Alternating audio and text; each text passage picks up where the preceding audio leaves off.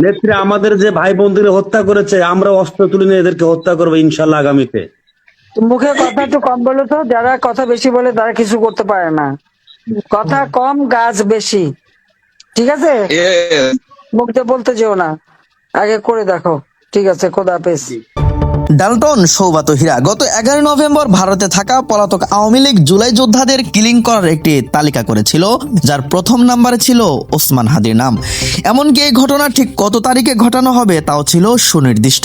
13 তারিখের মধ্যেই পুরোপুরিভাবে মিশনে নামার সুস্পষ্ট ঘোষণা ছিল, যা 12 তারিখেই তালিকায় থাকা প্রথম ব্যক্তির ব্যাপারে অপারেশন সাকসেস হয়। অপারেশন সাকসেস হওয়ার পর থেকে এই ব্যক্তি আনন্দঘন পোস্ট করতে থাকে, প্রতিটা মুহূর্তে ঠাট্টা করতে থাকে ওসমান হাদির হিতাকাঙ্ক্ষীদের নিয়ে।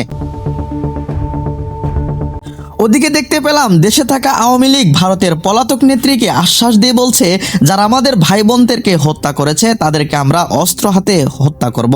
ভারতে থাকা খুনে হাসিনা বলছে, কথা বেশি নয়, কাজে প্রমাণ করে দেখাও। প্রিয় দর্শক, এই প্রমাণ গত 12 তারিখে ওসমান হাদির মাধ্যমে দেশবাসী প্রত্যক্ষ করলো।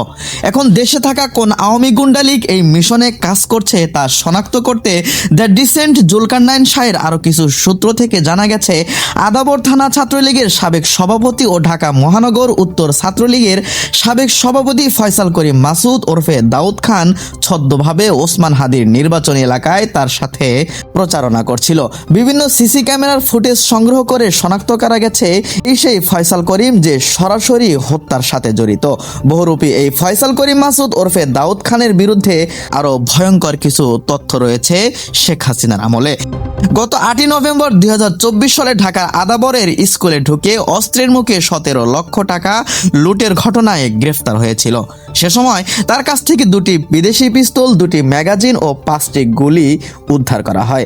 প্রশ্ন হলো, এই সন্ত্রাসী লীগ জামিন পেল কিভাবে এবং কার মাধ্যমেই বা জামিন হলো? ফয়সাল করিম তার মিশনকে সাকসেস করার জন্য প্রতিটা মুহূর্তে ওসমান হাদিকে নজরদারিতে থাকতো সব সময় পাশাপাশি। কিছুদিন আগে একটি লাইব্রেরিতে বৈঠকে থাকাকালীন সময়েও ওসমান হাদির পাশেই ছিল। তবে একটি প্রশ্ন হলো, এত বড় মাপের ছাত্রলীগ সভাপতি যে রাষ্ট্রপতি আব্দুল হামিদের সাথে ছবি উঠতে পারে, সে কিভাবে ওসমান হাদির সাথে কাজ করার সুযোগ পায়? প্রিয় দর্শক, এই প্রশ্নের সহজ উত্তর হলো, আপনি তার ছবিগুলো যদি দেখতে থাকেন তাহলে এই বহুরূপী ফয়সাল করিমের সবগুলো ছবি যে একই ব্যক্তির তা শনাক্ত করা কিন্তু বড্ড কঠিন।